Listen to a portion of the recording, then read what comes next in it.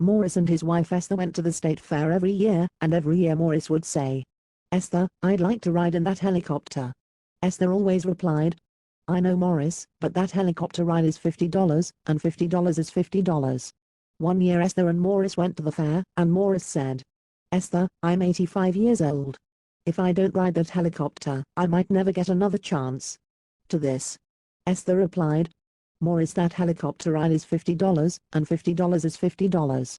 The pilot overheard the couple and said, "Folks, I'll make you a deal. I'll take the both of you for a ride.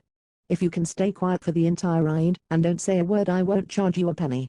But if you say one word, it's $50. Morris and Esther agreed, and up they went. The pilot did all kinds of fancy maneuvers, but not a word was heard. He did his daredevil tricks over and over again, but still not a word.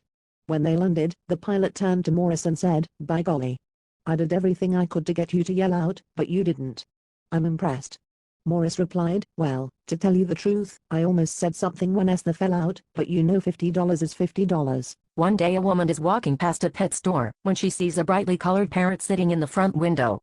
"Oh, what a pretty bird," she says as she stops to admire the bird. "You are one ugly woman," the bird replies.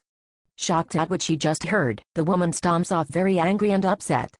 The next day, as she passes the store, she looks in the window, and as she makes eye contact with the parrot says, "I can't believe a woman can be as ugly as you." Again, the woman goes away very angry and upset. These comments go on every day for about a week until finally the woman has had enough. She marches into the pet store and demands to speak to the owner. The owner comes forward, and when he asks what the problem is, the woman explains to him how rude the parrot is. "If it happens one more time," she exclaims, "I will sue you, and have the parrot destroyed." The owner calmly explains to her that the parrot has been a problem, but that he will make sure it never make a remark like that again. The next day the lady is walking past the pet store, and when she makes eye contact with the parrot says, "Hey lady." The lady stops, crosses her arms, and tapping her foot she says, "Yes," waiting for an answer. The parrot stares at her for a few seconds, winks, and then says, "You know." A trucker walks into a bar and orders a drink.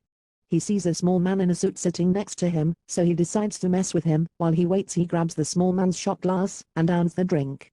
The man looks up at him and says, "Come on, man. Why did you have to do that?" The trucker laughs and says, "Don't worry, little buddy. I'll get you a new drink. It's not that," pined the little man. "I was late for work, and when I get there they fired me.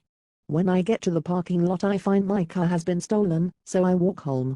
When I get there I find my wife in bed with two other men. And then when I'm sitting here deciding if I should end it all, you walk up and drink my poison." A city bus driver goes into work one morning to find that his bus just will not start. With this, being a bit stressed out, and having a rough time dealing with all the crazies in the city, he tries to just take the day off, but his boss just will not let him. Worse yet, the only backup available is the bus painted up with Sesame Street advertisements. On the road he goes, not exactly happy about his day, and he gets to the first stop, to find a couple of freaks waiting there. Two women, both dressed in cow costumes, and both introduce themselves as Patty as they get on the bus. At the next stop, a handicapped fellow gets on and says, "My name is Russ. My grandma says I'm special."